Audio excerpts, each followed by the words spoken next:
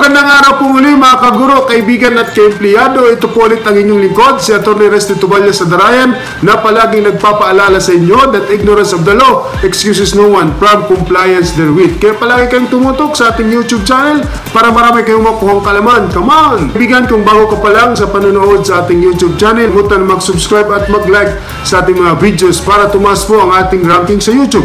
Huwag niyo rin kalimutan na bisitahin kami sa aming Facebook page at Atty. Resty Tubalya Sadarayan, sa aming Twitter at Atty. Resty Sadarayan. Huwag niyong kalimutan na hit ang notification bell para palagi kayong updated sa ating mga videos. Kaibigan, i-share mo rin ang ating mga videos para marami pang makapanood. At kung gusto mo, mag-comment ka sa baba sa comment section.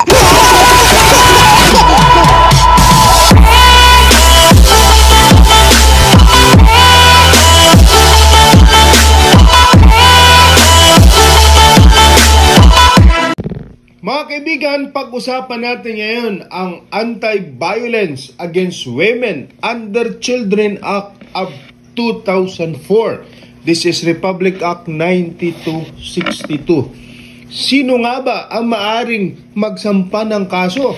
O ano nga ba ang saklaw ng batas na ito?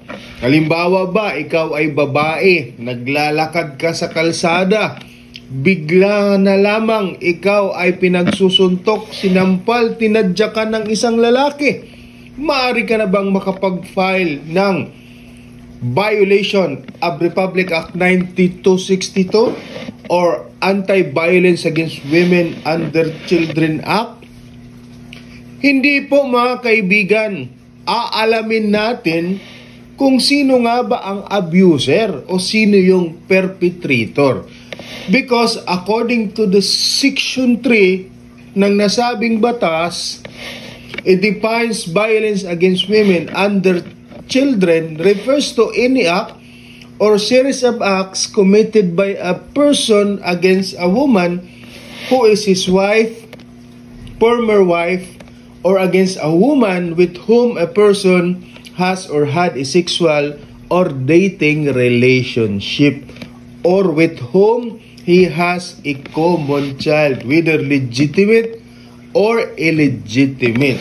So dito, mga kaibigan, kung ikaw ay babae, sinaktan ka ng lalaki. Kung ang lalaki na yon, ang nanakit sa'yo, ay asawa mo, kasal o hindi kayo kasal, o kayo ay mayroong sexual or dating relationship, o kaya kayo ay may common child, doon lamang maaring maituring ang kaso na Violence Against Women Under Children Act. So hindi po lahat ng pananakit na lalaki ay maaring mag-fall sa batas na ito. Ang sinasabi ng batas, and the victim is a former wife or a wife, and they have a sexual or dating relationship, or they have a common child, whether legitimate or illegitimate, maaring mag-fall ang kaso na yon sa Republic Act 9262. Ngayon, mga kaibigan, pag-usapan natin, ano nga ba yung mga pinaparusahan sa batas na ito? Pinaparusahan sa batas na ito ang physical violence. Yung pananakit na physical, panununtok, pagsampal, pagtadyak, pamamalo, at iba pang pananakit na physical, bodily or physical harm. Pangalawa, yung sexual violence. It refers to an act which is sexual in nature committed against a woman or her child. So, hindi po ibig sabihin na kayo ay mag-asawa, may lisensya ka na to do anything sexually on your wife. Mayroon din tayong tinatawag na marital rape. At bawal ang babae na pilitin na makipagtalik sa iyo kung ayaw niya. Ang sunod, ang psychological violence, which refers to an act or omission causing or likely to cause mental or emotional suffering. So maaring sa psychological violence ang pagkakaroon din ng third party, pagkakaroon ng kabit ni mister it has caused a mental and emotional suffering to the wife or to the women. At pang-apat, yung tinatawag na economic abuse. It is an act to make or attempt to make a woman financially dependent to the husband and includes withdrawal of financial support and even preventing the woman from engaging in a legitimate profession, occupation, or business. Meron talagang malalaki na mga siloso. Ayaw nila na yung kanilang asawa ay nagtatrabaho, baka daw makahanap ng iba doon sa kanyang pinagtatrabahuan. Ayaw din nila na ito ay magnegosyo.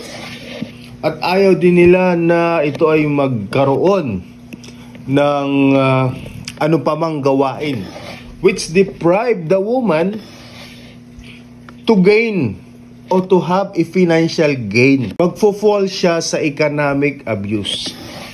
Also, it includes deprivation of financial resources and the right to use and enjoyment of the conjugal and community property owned in common. And it includes destroying the household property. Sinira ni lalaki ang mga naipundar na gamit ng mag-asawa.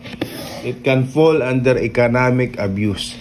It also includes controlling the victim's own money or property, or solely controlling the conjugal money or property. Kung ang humahawak lang ng pera ng kita ninyong dalawa ay si Mr. at hindi niya binibigyan si Mrs., kinokontrol ni Mr., ni husband, lahat ng kita nila, maaring mag-fall yan, violation yan ng BAUSI on economic abuse. Pati yung hindi pagsuporta sa anak, whether legitimate or illegitimate, maaring mag-file ang babae, yung wife, yung former wife, yung may karelasyon, mayroon silang anak, maaring mag-file for BAUSI under economic abuse. Yun lamang po mga kaibigan. Maraming salamat po. Bye-bye.